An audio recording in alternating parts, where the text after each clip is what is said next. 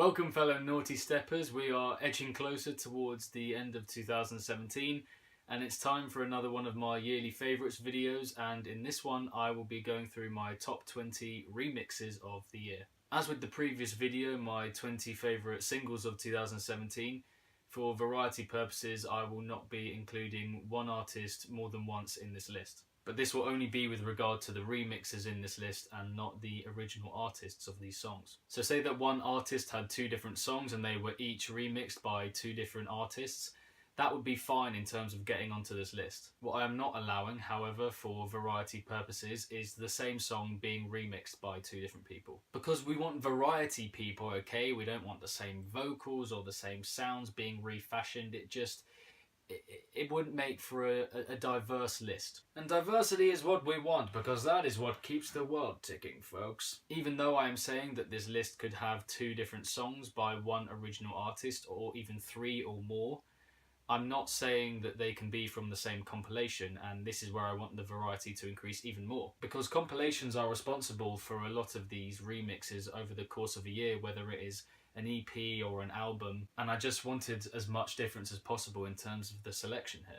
So as with the singles video, before I launch into the top 20, I'm gonna blitz through some reserves that I really enjoyed this year but which weren't quite good enough to get into my favourites list. Furthermore, as with the reserves on the singles video, and in order to keep this video as short as possible, I'm only gonna say maximum 3 or 4 things on each one. And I will also be discussing them in alphabetical order as I did with the singles too. So, here we go.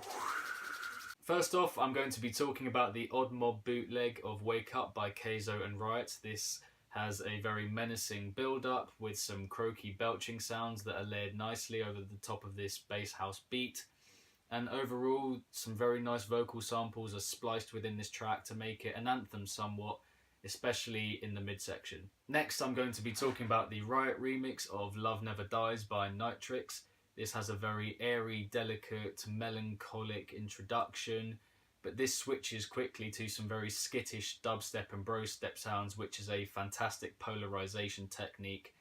And whilst there is quite a sparkly outro to this song, what I appreciated most about it, I think, was that contrast between the really harsh sounds and Nitrix's very elegant voice. After that, we have the Space Gel bootleg of Turbines by Inyoka.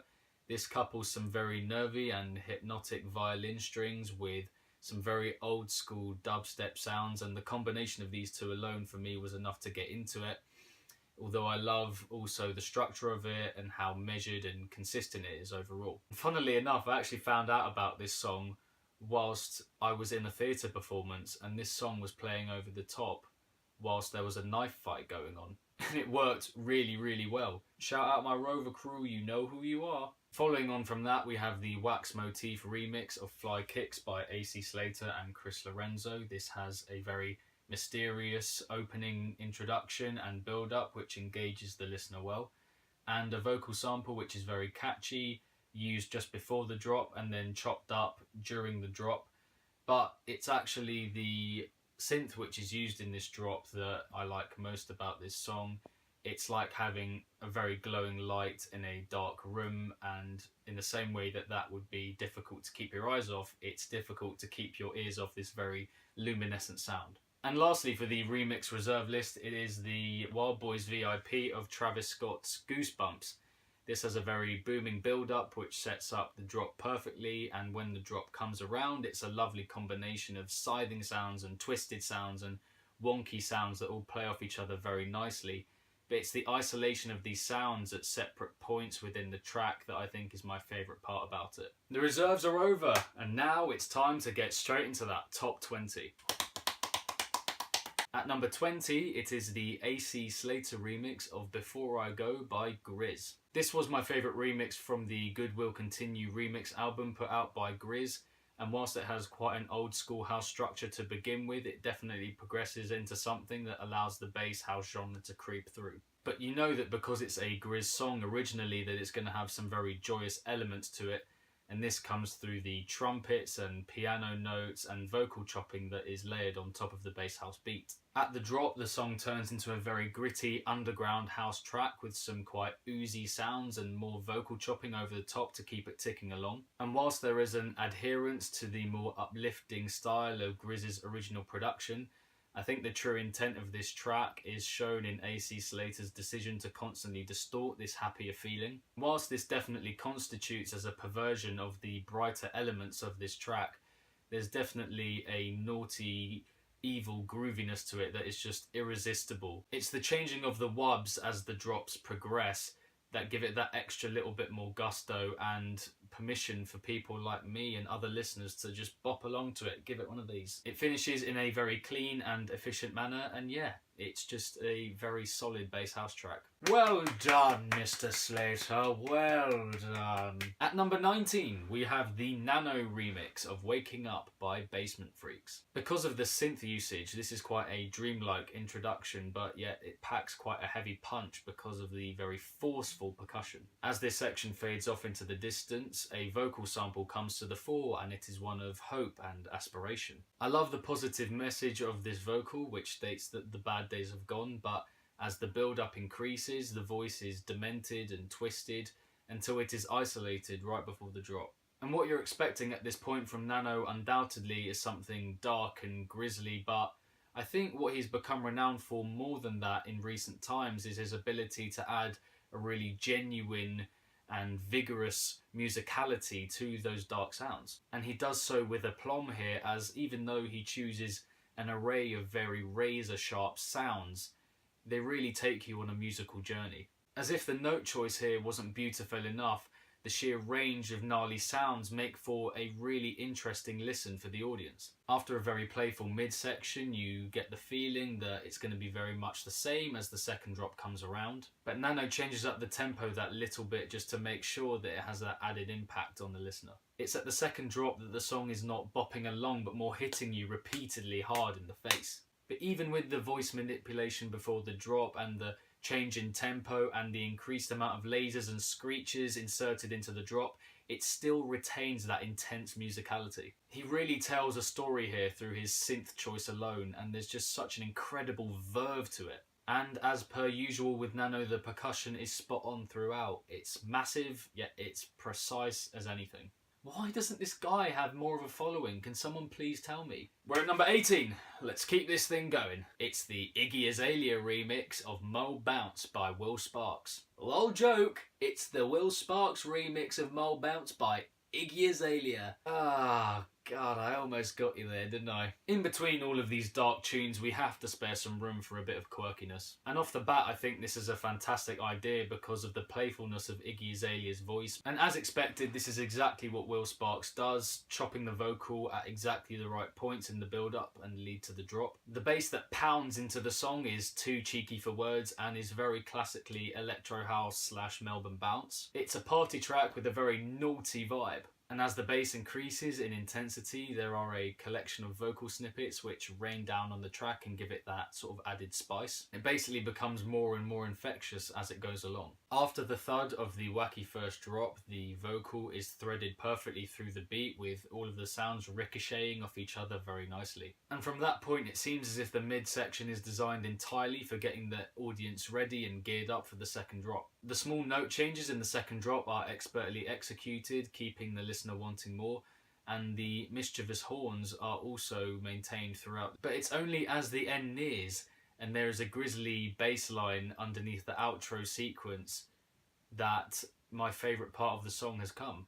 It finishes with a massive crescendo and drop, and then the horn notes just at the end to give it that fantastically clean finish. Woo! Number 17. It's Donkong and Karol tip with the Brilliant VIP. And it is a brilliant VIP. Brilliant, because it's called Brilliant VIP. Oh well. Now, I hadn't heard the original of this track beforehand and really wanted to listen to it.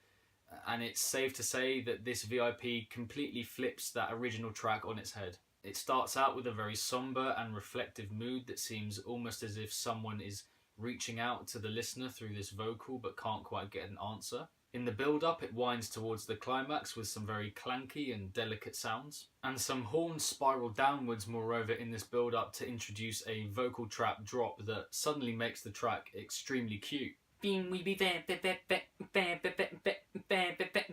It's chirpy, but it's also not quite that, like it's very deep and bass driven at the same time as having this very jumpy feel to it. It's a lovely combination of sounds, especially when you bring the percussion into it as well. And it's also surrounded by an assembly of animalistic sounds which lend it that extra bit of life and animation. And I remember thinking upon hearing this track for the first time that I would have been happy for this just to repeat and then for the song to end, because it was just so well contained and so artsy in its little intricacies. And luckily enough, this is pretty much what happens, because the build up and the drop are essentially the same. It's just an extremely well put together track, and this becomes most evident towards the end when all of the components are deconstructed and isolated and given their own space. And it's at this point that the listener is made most aware of exactly what has gone into making this song, with the ending trumpet note just a fantastic finale. It's time for number 16, and that is the Africa VIP by Excision and Dion. Now, I was very interested to see which direction these two producers were going to take this song in, considering they are very dubsteppy, brosteppy, heavy music inspired, and the original is quite a mellow song. And because a wilder style of production is more usual for both of those artists, I wasn't surprised with the way they transformed this track at all. They wanted to unleash something fresh and new within this Africa concept. And the changes to the original track are evident from the very start in the more intricate percussion, the change of tempo, the new vocal sample they use. And that goes without mentioning the pounding beat from the original that has seriously been worked on from track to track. And in coming to appreciate this song more and more over the months of this year, I came to realise that this VIP is very much just a magnified version of the original, which has been put through an electric shock. It is just a mutated version of the original in that it is much more powerful, weightier, impactful. It just packs so much more of a punch. And this owes to the quicker tempo, but more so, I think, to the meatiness of the sounds. Before we progress beyond the first drop, there is a half drop which possesses one of the best grooves that I've heard in the dubstep genre in recent history. Wah wah wah wah wah wah wah wah wah wah wah wah wah wah wah wah wah. As the second drop comes around, the most significant change happens in the placement of the notes. So instead of the song going wah wah wah wah wah wah wah wah wah wah wah, it goes wah wah wah wah wah wah. It's less wild and it's more considered, making more of a statement, because the isolation of each note there gives each one more space and more of a say in the track. We are then reminded once more at the half drop of that very groovy bass line, and oh god, it's chillingly good. The new vocal sample is then reintroduced as the song fizzles out towards its culmination, and the audience, quite frankly, is just left thinking, well, that's another killer collaboration from Excision and Dion. Moving on from there, guys, we are now at number 15, and it's at this point that I'm going to have to apologise for anyone that is easily offended and doesn't like swear words. But this title has 2 swear words in it, and I just have to say them, otherwise people genuinely wouldn't know what song I'm talking about. This is a mashup by Wookie, and it is called We Like to Fuck That Shit. Fuck that shit, say fuck that shit, say fuck that shit, say fuck that shit. Yeah, you know that crazy trap vocal that Skrillex was using loads a couple years ago in his sets everywhere over the world? Well, it's back. And it's back with a force. But in the funniest way possible. I mentioned earlier that we need quirky tunes in the midst of all this dark stuff. But this really does take the biscuit. This really sets the bar high and takes it to another level. Because it's one thing to be quirky, which is quite a subtle kind of humour, but it's another to be straight up hilarious as fuck. Essentially what Wookie does here is combine 2 songs of completely different style, mode of production, and even era. The well-renowned Fuck That Shit vocal sample, which derives originally from Ori Showcat, is played over a nice trap beat before something which I genuinely never thought possible within the music realm. Because that vocal sample, ladies and gentlemen, is not played above any beat as this song drops, but Vengabus by the Venga Boys. Yes, you heard me right. And whilst I'm delivering this in quite a serious tone, this certainly does not detract from the happiness and joy that this drop gives me. Not only is it hilarious, but it's ridiculously clever and well put together and structured. It's just such a great idea all round. It's extremely jumpy and full of energy, and I just feel like both components within this drop complement each other extremely well. Throw your hands up if you want to get. Following this, it takes a bit of a turn with a festival trap beat that is reminiscent of a lot of music that was produced 4 or 5 years ago. And so whilst this drop certainly didn't wow me as much as the first one in any respect, it was definitely a way of reminding me of stuff that has been produced in the past, and once again combining music and styles from different eras and bringing them together. Because that ultimately is what this song is for. Whilst it sounds awesome, ultimately it's just a collection of ideas, and a really clever one at that. It's not there to be taken too seriously, it's just a really clever and intelligent collection of ideas in terms of its production and formulation. More fun like this please, electronic producers! Following that we have number 14, and it is the Raise Up VIP from Etc. featuring Petey Pablo. As previously discussed with the Africa VIP, I feel like this one is also just a very blown up version of its original. Even though it is the same vocal from Petey Pablo in this VIP as it is in the original, I find this one to be much more invigorating because the beat that is underlying it is much more aggressive and intriguing. He asks me if I'm ready, and hell yes I'm ready. The track looms and hangs over its listener as the build-up increases and becomes more and more frenetic through its layered percussion. And it is at this point that it goes into full-on beast mode. And the audience is left to wonder what's coming, as Petey Pablo says the track is going down, yet the track is rising significantly up. And then boom, with that hardstyle trap. Wow, had I been waiting for a song like this for so long. I've heard so much trap like this over the last couple of years, and to be honest, a lot of it is really repetitive and recycling of the same sorts of ideas. But this is fresh and varied and meticulous in its placement of all the sounds within this first drop. I love most of all the variation in these laser sounds, up and down and up and down and up and down. And all the while these very electrical sounds are upheld by a truly thundering backdrop, which is another fantastic alteration from the original to this track. The unerringly manic nature of this song is realised most with the raise up, which is stretched out before the midsection, and again stretched out even more, but before the vocal from Petey Pablo can even get to the up, he's just slammed by this second drop, which is just as good, if not better, than the first. It is almost identical to the first, but the notes are slightly different, and of course the tempo changes up. But interestingly enough, the tempo does not change in the beat, but in the placement of the notes. So instead of bwap bwap bwap bwap, it's bwap bwap bwap bwap, which again isolates the notes, gives them their say within the song, lends them more emphasis. And before the audience can get accustomed to this more staggered style, the first drop is reintroduced with more and more synths, and it just creates such a disorientating experience. It's almost hard to keep up. This one is short, but it's real sweet. Moving on to number 13, we have the Tiny C remix of With The Flow by The Trickers. Once again, this was my favourite remix from a Remixes compilation album, and this one possesses quite a underwatery beginning before a lovely vocal bleeds into the track. It's a lovely message about going with the flow, and I'd love to mention the vocalist at this point, but he's not credited in this song unfortunately, and not even in the original. This introduction is followed by some intricate sharp percussion before a thudding bass note slams its way into the track. And it's at this point that the track is demented somewhat, traversing towards a quite spooky build-up and drop. The warmness returns with a fuzzy bass sound at the drop before this absolute wall of clinky, clanky metallic sounds. Ooh, that sounds quite Christmassy, doesn't it? Well, yeah, my description did sound kind of festive, but I promise you it isn't. But that isn't to say that these sounds aren't joyous. I mean, whilst they may be metallic and industrial, they're certainly very well articulated and extremely clear. They're all layered and overlapping and pointed sounds, piercing almost. But again, it's the artistry and almost vocalization of these sounds that makes them so listenable.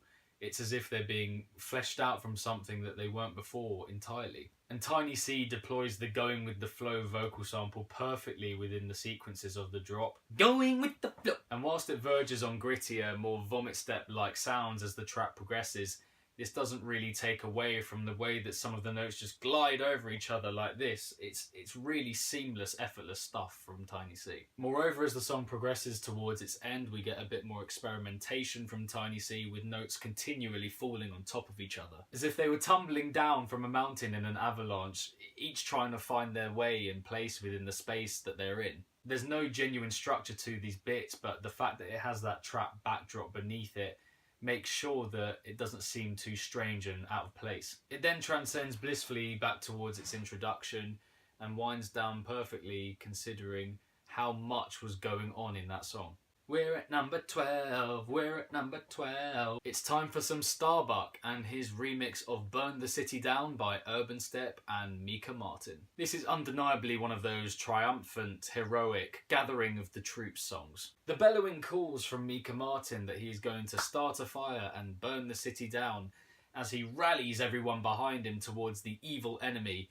It makes for a very grand and emphatic opening. And even though these aren't necessarily positive actions in terms of what he's planning to do, you certainly get the sense that what he's doing is for the better because of the uplifting nature of this track. The build-up is a succession of very stirring sounds which increase in audibility more and more towards the drop. And though there was some degree to which I knew what I was going to expect from this remix, I didn't think it would be quite this hard-hitting. Bam, bam! Straight in your face. Wow, that one has sent me straight to the cleaners. All the snarl sounds here are jagged and stretched and placed at exactly the right points within the drop. It's quite stunning to me, the musical adventure that these notes go on, but that certainly isn't to say that they're not ravenous and ferocious as hell. And beyond this, I think it's the authority of all these sounds that really gives this song its wow factor. We then proceed to quite a chilled and ambient midsection, which is a fantastic juxtaposition from the carnage that has happened previously, and then we move on yet again to the unravelling build-up. And then,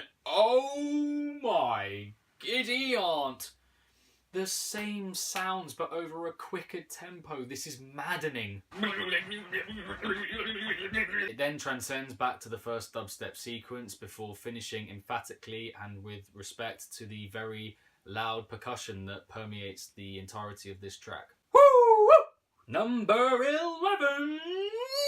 I kind of feel bad with this one because he's such a legend and I haven't put him in the top 10 and I kind of really wanted to, but I just didn't feel like I could. You guessed it, it's the Skrillex remix of Kendrick Lamar's Humble. First off, with this remix, we have the isolation of Kendrick Lamar's voice, which I think is Skrillex's way of signifying to the audience the sheer lyrical mastery that he possesses as a rapper. There is a short and high-pitched O sample, which is placed perfectly in the midst of these introductory words, while some raindrop-esque notes trickle down and creep into the track as it progresses. These little notes are certainly the ones that provide the intrigue within this remix. Then suddenly the listener is seized and a seriousness is applied to this track as the underlying horn notes come into play. I'd say at this point in the build-up it's certainly more Jack U than Skrillex, but nevertheless it certainly brings the track to where you want it to be. And by that I mean that it is somewhat answering the prayers of those who hope that Skrillex is still producing heavier music.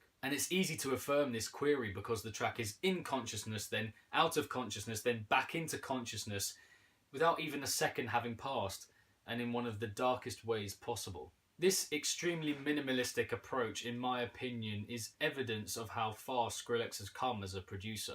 I feel like the days of him amassing a huge collection of sounds into one short space are gone, quite frankly. And here, as people who have been fans of his for years and who saw him almost single-handedly create the brostep genre, we are seeing him apply himself in a much more intricate and detailed manner. And whilst it may be weird and slightly unusual to listen to with respect to the stuff that he's produced in years gone by, you have to respect the direction that he's taking. I love the garage-esque build-up towards the second drop, which, when it comes, retains that minimalistic approach, and that's something that I love about this song. It's not making too much of a statement. Instead, it's drawing on the vocal and highlighting the artistry of that, whilst also placing emphasis on the sounds that he uses and thinks will complement that voice well. In spite of all this positive feedback on this track, I do feel like it is way too short and could have been seriously expanded upon. I think it just could have gone in yet another crazy and wild direction, but he chose not to. That's fair enough, we must respect that, but that stopped it from being placed much higher in this list. We're in the top 10! We're in the top 10! Glad you've got this far? Well, it's about to get much, much better. Placing in at number 10, it is the Jace Mech remix of Little Bit of This by GTA. I have mentioned already how much I've come to love this guy's style over the last year. It is as strange and outlandish as it gets. The experimentation is so far out and unusual that I'm left with no other option but to seriously enjoy it. I feel like you have to listen to it and embrace it in order to really understand where I'm coming from, but I'll give it a go in terms of description. This remix possesses a very bouncy beat with some chirpy effects laid over the top, like a sort of bird thing.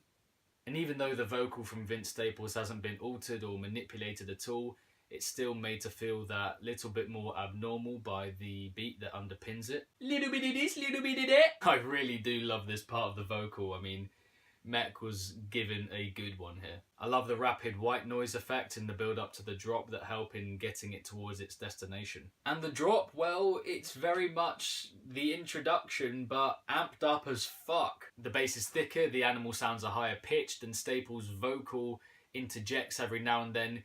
It very much is the introduction on crack, but in a good way. And I'm not saying that crack is good, kids. Crack is not good. But as primitive as this beat is, it never loses its structure or composure and seems very well controlled throughout. And this is an idea that carries through into the second drop, which is very similar to the first, but a bit more contained in terms of how much space each synth is allowed to have. It just taps away cheekily, reveling in its simplicity before coming to an appropriate halt. I just love this style and this song, and I can't wait to see where this guy goes next in 2018. At number 9, we have my favourite remix from Excision's Virus remix album, and it is the Dillon Francis remix of Final Boss. This begins with a classically plodding Dillon Francis beat, but as with most of his songs, I am left wondering as to which genre he is going to go into as soon as the drop arrives. And the mellowness of this introduction is forgotten quickly as the song blasts into action, suddenly grabbing the listener's attention with a slew of rapid vocal samples and quickening drums. And then, before I know it, the king of Mumba has returned. I was so goddamn happy when I heard this track for the first time, because I genuinely didn't feel like the original could be completely flipped on its head, put into a completely different genre, and yet still made to sound good. But no, step forward Dillon Francis, who has absolutely earned his mic drop with this one. What Dillon Francis does here is quite simple in terms of using the vocal and the sounds from the original to refashion his own version of it, but he just does it oh so well. The thudding kick drums are extremely seductive, and the notes are all placed perfectly within that drop. It then reintroduces the mellowness of the introduction in the midsection with some nice hi-hats to keep it ticking along, before the madness ensues again. Oh, so devilish. And as if I needed another reason to like this song, that isolation of the got me feeling like a boss vocal sample to make the drop even crisper in its production. It's just, you know, you're killing me, Dillon. You're killing me, man. But before I finish with my thoughts on this one, the ending is very estranging and dark and weird and quite Diplo-esque. Yow, yow, yow, yow, yow. It sounds like Butter's theme from his Express Yourself EP, which was released a few years ago. But yeah, anyway, this ending brings the track nicely to its halt and reminds the listener of the intensity of the track whilst realising that it has to end at some point. At number 8, this is a song that I must admit I didn't enjoy anywhere near as much when I first heard it as now, and that is the OLIVERSE remix of Afterlife by Tchami. This track is a succession of sequences that I didn't warm to on first listen, but which I grew to love and appreciate more and more over the months that I kept on listening to it. This one very much does what it says on the tin and gets straight to the point. Originally, when I was listening to this song, I thought I would have appreciated a longer build-up, but then I came to realise all he wants to do is remix this track and he just wants to get into it and to the drop as soon as possible. Which is fair enough. I'm not begrudging him of that. And in spite of the brevity of the introduction, it actually sets the tone really well. Very much letting the listener know what they're in for. And those dick dick dick dick dick. In the original, that goes dit dit dit dit dit dit. This is another example of just taking an original idea and changing it up simply so that it fits the way that you want to refashion it, which is exactly what OLIVERSE does. And then pow! Woo! One of my favourite drops of the year, no doubt. After first listening to this song in its entirety, this for me was the respite, the thing that was gonna make me keep on listening to it in the coming months. It's just such a fantastic take on the original in terms of the genre direction that it's gone in, from the original notes in the drop to those that overlay it as the drop progresses. And you can tell more than anything in this song that OLIVERSE has put his stamp on it in the midsection, where the percussion becomes a bit more slow and gradual, but the synths are very wide-ranging and epic and almost orchestral. And at this moment I'm waiting nervously as to what's going to come in the second drop. And originally this was the point where I became a bit more estranged with the track and tended to turn it off. But honestly, I've grown to love this one as well. It's the same vibe but with a completely different sound, whilst also reintroducing elements from the original drop into this one. And what I've come to appreciate about this drop is the sheer visceral nature of it. Even though it's not a dubstep track necessarily or a brostep track, it doesn't have any of those really high-pitched growls and snarls. It just has some really mind-boggling and mesmerising bass. This song to me became more a myriad of fantastic ideas than one good idea with loads of weaker ones surrounding it. And that change is what has made me put it so high in this list. At number 7, it is the Atramentous VIP of Samir by Spag Heddy. And I must give emphasis to the term VIP here, variation in production, because that is very much what this track is. Similarly to other tracks I've discussed in this video, Atramentous very much just puts his own spin on Spag Heddy's original ideas, but I think this takes it to another dimension in terms of the simplicity in his refashioning. Atramentous slows down Spag Heddy's original dubstep track into a more heavy-hitting and explosive bass house structure. And similarly to the Dillon Francis remix, it is quite simple what he's done, but it is oh so effective. There is some playing around with the notes and there is some insertion of his own, but most of it is very, very similar. The half drop after the first drop is a perfect example of how slowing something down can make it so much more emphatic. He effectively incorporates all the essentials of the original and remolds them in the most blistering way. The isolation at the second drop is another example of him putting his own spin on things, whilst by the time the second half drop comes around, it very much takes after the first in that it lends completely from the original, but again, Atramentous just puts his own fantastic spin on it. This whole remix to me seems as if it's an affront or a confrontation, such as the unbelievable in-your-faceness of it. And I feel like more artists should apply this method to remixing bigger tracks if they want to get known.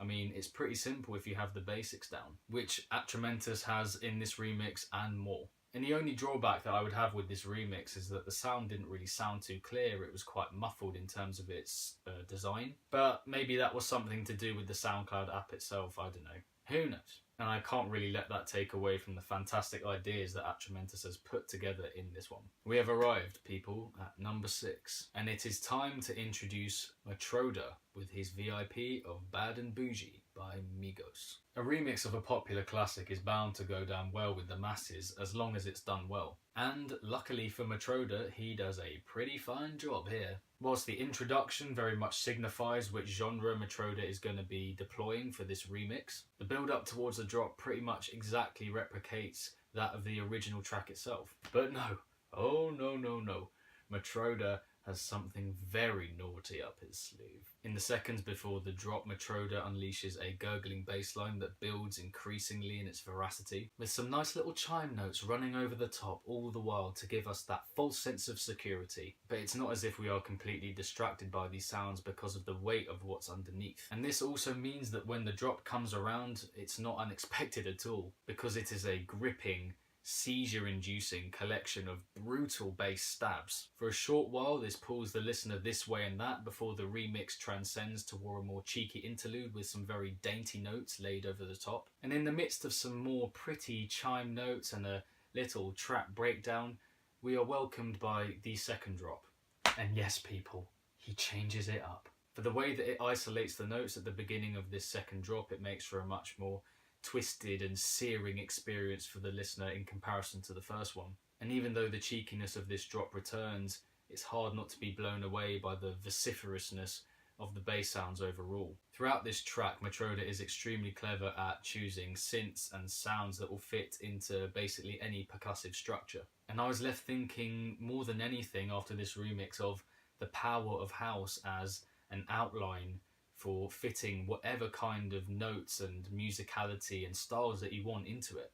Nawtysteppers, we have reached our top 5 remixes of 2017. To those that have been watching the video up until now, I fully appreciate it, and I promise that it's going to get even better than when I said it was going to get even better before. At number 5, we have the Valentino remix of Swish Swish by Katy Perry. From the off with this remix, and when you know it's Valentino Khan, you can tell that it is very distinctively him through the intricate percussion that is laid over a very chunky house influenced beat. We are then led towards an inviting build-up which very much lures the listener in, and this is supplemented somewhat by the infectious vocals of none other than Katy Perry herself.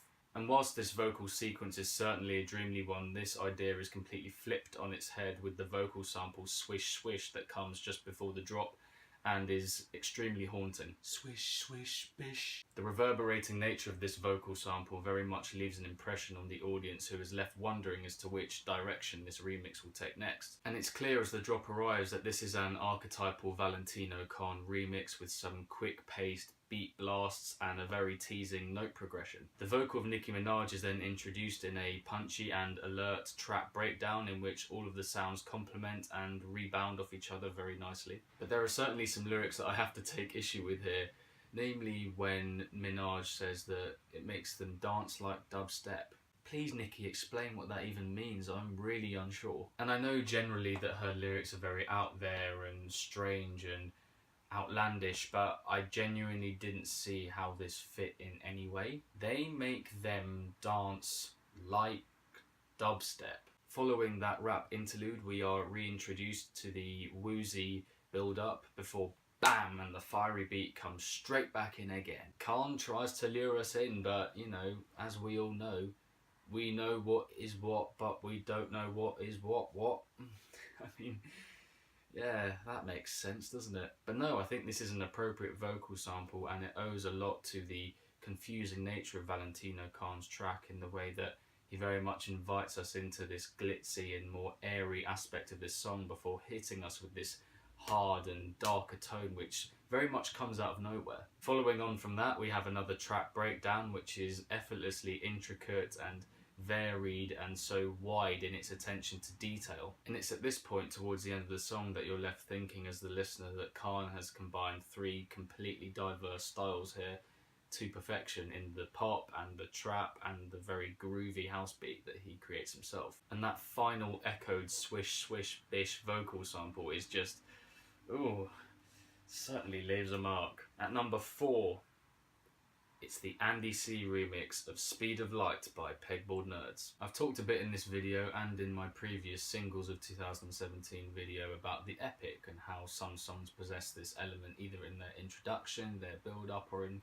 some parts of their drop. But it's extremely rare that you have this sort of feeling of awesomeness throughout the entirety of a track. And it's safe to say that I have this experience whenever I listen to this remix. The beginning is a gorgeous sequence of wide-reaching synths, light, feathery percussion, and a succession of exasperated yet angelic vocal samples. And it's just before the 1.5-minute point that some very mournful notes are inserted into the track, invoking a real sense of sadness. However, this is quelled quickly in the travel towards the drop, with an enriching build-up that reveals heavenly new opportunities. And the drop is just as exquisite as its preceding section. I mean, this is a true lesson from one of the drum and bass legends. The aforementioned mournful and melancholic yet simultaneously industrial and mechanical notes still have their place within this song as the drop comes around, yet they are given hope in this new environment. It's just a real exploration of emotion, and it's really hard to contain myself as this song progresses. Honestly,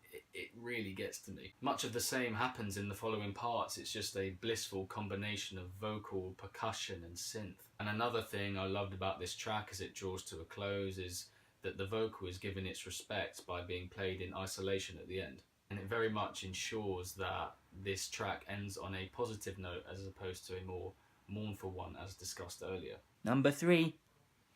Number 3. Less. That's right, guys, you guessed it.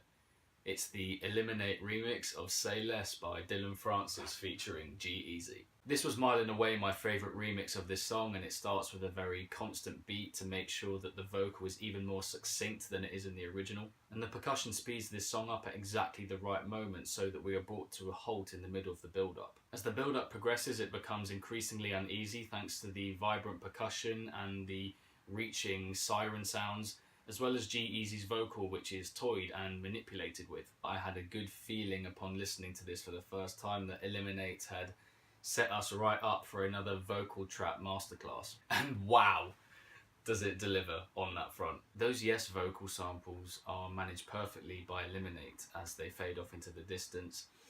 And it's at this point as the listener that you're very much made to feel as if you've been smacked in the face and sent into another dimension. Fragments of the vocal sample appear here and there, echoing around the entirety of the drop. And they are all placed to perfection, with some of them multiplying in parts to give them that added sort of alienating feeling. It's just such a high-def, mind-melting experience in its very clear sound and coincidingly malfunctioning nature. In thanks to the construction of this track, it never really launches out of control.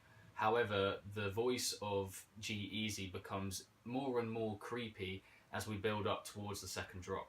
This is something that is accentuated as the second release arrives and G-Eazy's vocal is twisted even more through more high-pitched and robotic sounds. It makes for a very unsettling twist on what is quite a joyous original track, but I love the direction that it's taken in. In the trap-inspired outro, there are some very heavy and deep bass lines which are all at the perfect pitch and note, ensuring that it ends in a very fitting and controlled manner with respect to what's come before it. It's probably as playful as the original, but in a very different way. It keeps the laddishness of G-Eazy's voice, yet plays with it in a much different way. Number 2. This is a very refreshing placement on this list because I had never heard of this artist before. And whilst I am not a complete know-it-all when it comes to dark electronic music, I certainly listened to a lot of it. And it was only when I went on the SoundCloud page of this artist that I realised this was the first song that he or she had put out ever. Well, at least on the SoundCloud platform. And so I went into it with a bit of trepidation, seeing as the first tracks that some artists produce are hardly ever their best ones, let alone even good. But boy, was I wrong with this one. And the track that I am talking about here is the Space Thief remix of Planet Purge by Midnight Tyrannosaurus and E-Hide. This remix readdresses that very explosive style of dubstep which I was talking about in the Wild Boys VIP previously, and which has also been popularised this year by artists such as Woolly and Not Sorry, to name but a couple. And whilst a bad rep has been given to those that use Rick and Morty samples in their songs, I think the ones used here are deployed very well by Space Thief. After the vocal sample, this remix possesses a very mystifying and curious introduction, which entices the listener into its darker depths. As the build-up becomes increasingly frenetic, this is mirrored by the new vocal samples from Rick and Morty, which are violent for the former and very uncertain and nervous for the latter. And then, wow, an absolute eruption of sound hits the listener in the face. But I'm sorry, I can't proceed in my analysis of this song without addressing that fart sound that comes just before the drop. It's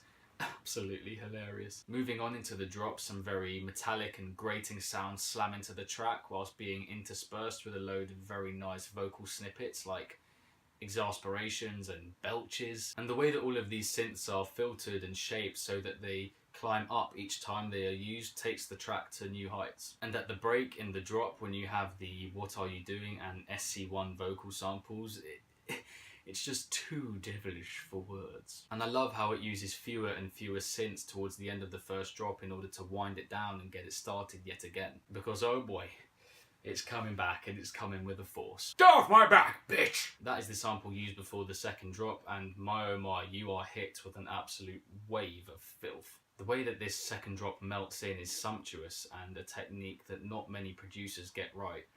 And following on from there, it's much of the same really. And I ain't complaining. And whilst it may seem strange to say this, All the sounds in this track are just so blinding. I mean, it really puts you in an altered state. And as this remix embarks on its finale, it gradually disintegrates into its component parts, with the lead melody very much leaving a lasting impression. And once again, this is an artist whose music I look forward to immensely in the future, because this remix genuinely blew me away.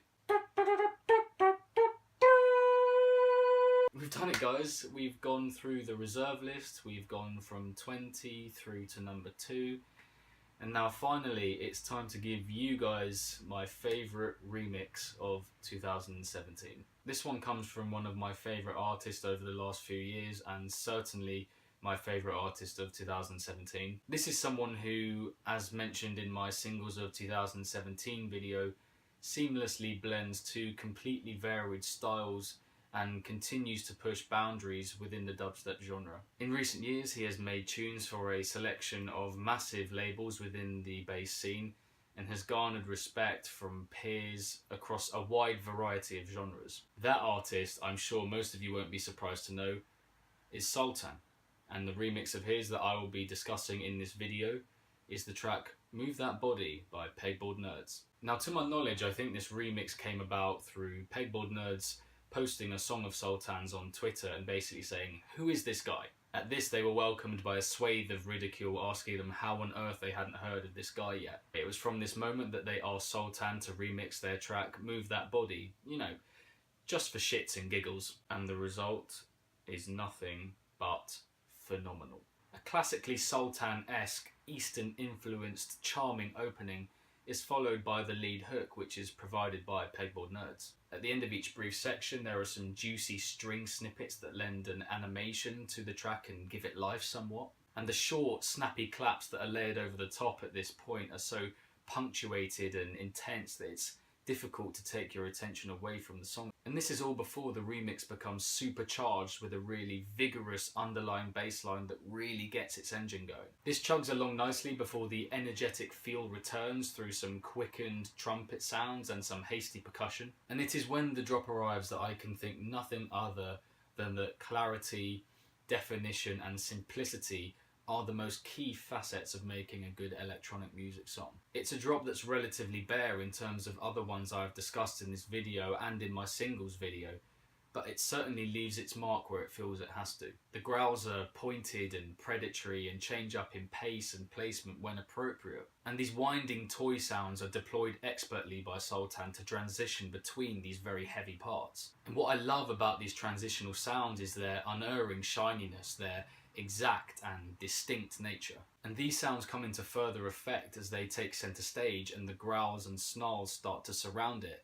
It's just a fantastic inversion of ideas. The midsection taps back into that alluring and charming Eastern influence sequence, but before you know it, you're out of the hypnosis and straight back into darker territories. And then, out of nowhere, the tempo changes. Mind blown. He's gonna change it up for the second drop. He's gonna fucking change it up for the second drop. What ensues is exactly the same as the first drop, yet in a much more staggered and paced out structure. And everything fits and slides in so well together, playing and bouncing off each other. It's like fitting pieces of a jigsaw puzzle together. And for this level of sharpness in its delivery alone, I think this track is a simply irresistible one. There's just such a clearly measured and thought out process behind all of the ideas in this song, and I think Sultan has to be lauded for that. And I'll say it again, simplicity, definition and clarity are everything in electronic music. There we go. That's it. That rounds off my top 20 remixes of 2017. I very much hope you enjoyed this video. Thank you guys so much for watching. Honestly, I appreciate it so much. I know these videos are long ones, but they're going to get shorter over time, I promise. As with the singles video, be sure to let me know what you think of my selection in the comments below, and give your own if you have it, a top 15, a top 20, a top 10 even. Just let me know what your favourites were over 2017. I'm really interested to see what you guys are into and what you liked most from this year, just so that we can get the discussion growing and once again grow the community. Our love and appreciation for the work and detail that goes into making these songs starts here. Lastly, I said this in the introduction and for my singles video, but I'll say it again. These are just my opinions, the songs I liked over the course of 11 or 12 months. I'm not saying anything objective about these tracks. They're just my thoughts. And I'd also really appreciate it if you could hit the subscribe button down below and follow me on Facebook, Twitter, Snapchat and Instagram. I'll put the links to those handles down below. So yeah, thanks guys. See you at the next one, and never forget, if it's naughty, then you know. Peace!